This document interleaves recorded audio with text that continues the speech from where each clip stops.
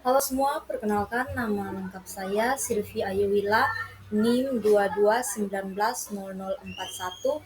Saya berasal dari kelas A. Dalam video ini, saya akan menjelaskan tentang kasus Enron dan Kap Anderson dan juga kasus Melinda memalsukan tanda tangan nasabah. Video ini saya buat guna untuk memenuhi tugas mata kuliah Etika Bisnis pada semester 4 ini. Baik, kita akan masuk dalam pembahasan. Yang pertama, kasus Enron dan Kap Anderson. Teman-teman semua, mari kita lihat profil perusahaan Enron. Enron didirikan pada tahun 1985. Kemudian Enron juga bergerak di bidang perdagangan gas alam, listrik, dan komoditas. Dan Enron melakukan ekspansi global, memperluas bisnisnya ke berbagai negara termasuk negara Indonesia, India, dan juga Inggris. Teman-teman, mari kita lihat skandal keuangan Enron. Enron itu terlibat dalam skandal keuangan besar-besaran dengan melakukan manipulasi data laporan keuangan dan juga melakukan praktek akuntansi kreatif yang dilakukan oleh manajemen Enron dengan bantuan editor dari Kap Anderson. Hal ini menyebabkan harga saham perusahaan terus meningkat secara finansial. Kita masuk pada peran Kap Anderson dalam skandal Enron. Peran Kap Anderson sendiri memiliki dua peran dalam skandal Enron ini yang dapat kita lihat. Yang pertama, Kap Anderson berperan sebagai auditor utama Enron, dan yang kedua, praktik akuntansi kreatif yang dilakukan oleh Kap Anderson dalam skandal Enron. Lalu bagaimana dampak kasus Enron terhadap industri keuangan? Secara umum ada 3 dampak besar kasus Enron ini terhadap industri keuangan, yang dimana yang pertama adalah menurunnya kepercayaan publik, kemudian yang kedua perubahan regulasi, dan yang ketiga krisis ekonomi. Kita masuk pada bagian selanjutnya, yaitu apa pelajaran yang dapat kita ambil dari kasus Enron. Pelajaran yang diambil adalah yang pertama, pentingnya transparansi dalam sebuah perusahaan. Kemudian, peran auditor yang independen. Dan yang ketiga, perlunya tata kelola perusahaan yang baik. Dan yang keempat, regulasi. Lalu teman-teman, bagaimana perubahan regulasi pasca kasus Enron?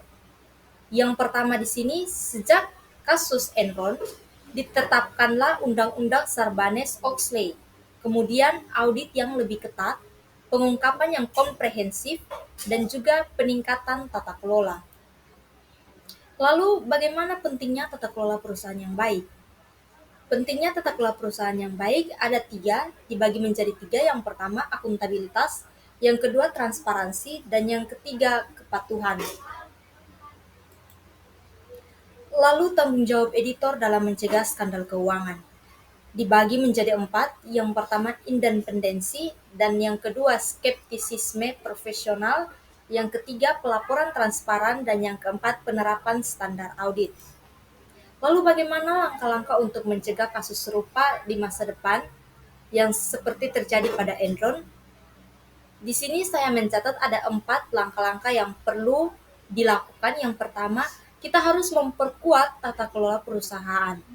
Yang kedua, kita harus meningkatkan transparansi keuangan dalam suatu perusahaan.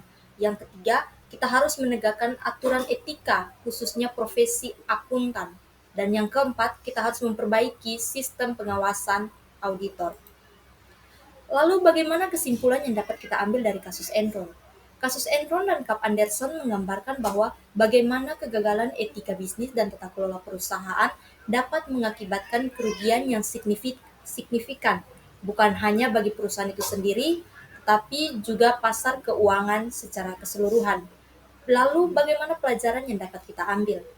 Pelajaran yang dapat kita ambil adalah pentingnya transparansi, integritas, dan pengawasan yang ketat untuk mencegah praktek bisnis yang merugikan, seperti pada skandal Enron dan Kap Anderson ini, teman-teman. Kemudian, teman-teman, kita masuk pada kasus yang kedua, yaitu kasus Melinda palsukan tanda tangan nasabah. Mari kita lihat sama-sama latar belakang dari kasus ini. Kasus pemalsuan tanda tangan nasabah oleh Melinda, seorang bankir, telah mencuri perhatian publik. Berawal dari dugaan penyalahgunaan wewenang dalam bank, kasus ini kemudian berkembang menjadi skandal berskala besar dan melibatkan kerugian finansial yang signifikan bagi para korban dan juga mencoreng reputasi industri perbankan secara keseluruhan. Kemudian kita melihat pada profil Melinda. Seperti yang kita tahu, Melinda adalah bankir yang berpengalaman. Melinda telah berkarir di industri perbankan selama kurang lebih dari 15 tahun. Kemudian rekam jejak Melinda. Rekam jejak Melinda sebelum kasus ini, Melinda dikenal sebagai bankir yang disiplin dan berdedikasi. Latar belakang pendidikan Melinda. Melinda sendiri memiliki latar belakang pendidikan yang kuat dengan gelar sarjana ekonomi dari universitas terkemuka di Indonesia. Lalu teman-teman, bagaimana kronologi kasus dan bagaimana Melinda melakukan pemalsuan? Yang pertama, tentu Melinda pasti mempunyai akses ke berkas nasabah. Sebagai seorang bankir senior, Melinda memiliki akses ke berkas data dan data pribadi nasabah, termasuk contoh tanda tangan mereka. Kemudian Melinda memanipulasi tanda tangan mereka dengan memanfaatkan pengetahuannya tentang tanda tangan nasabah untuk memalsukan tanda tangan mereka pada dokumen-dokumen perbankan.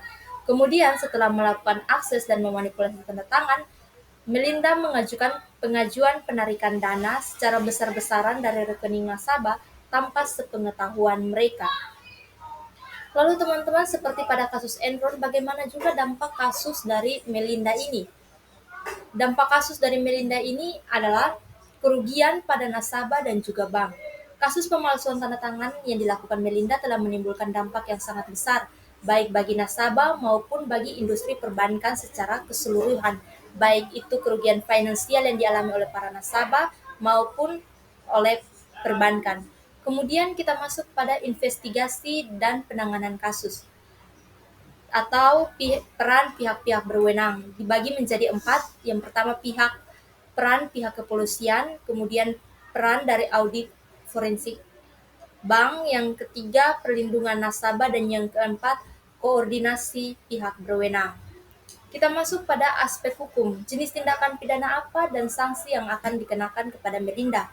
Yang pertama, tindak pidana pemalsuan diatur dalam pasal 263 KUHP, kemudian pencurian dan penyalahgunaan wewenang diatur dalam pasal 374 KUHP, dan yang ketiga, sanksi pidana yang mengancam Melinda terancam hukuman penjara hingga 6 tahun untuk tindak pidana pemalsuan surat dan hukuman penjara hingga 7 tahun untuk pencurian dengan penyalahgunaan wewenang.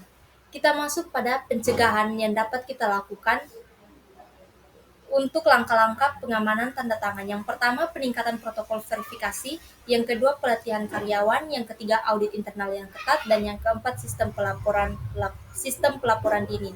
Kemudian pembelajaran dan rekomendasi. Pembelajaran yang dapat diambil adalah yang pertama, peningkatan pengamanan, yang kedua, pelatihan karyawan, dan yang ketiga, audit internal berkala. Kita masuk pada kesimpulan dari kasus Melinda.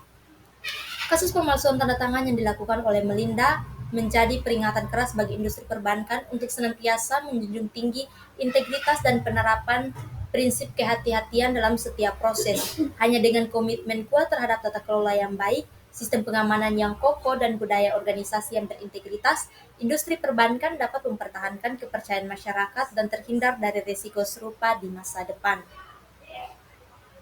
Baik teman-teman, mungkin itu saja yang saya dapat jelaskan dalam video saya kali ini. Sekian dan terima kasih.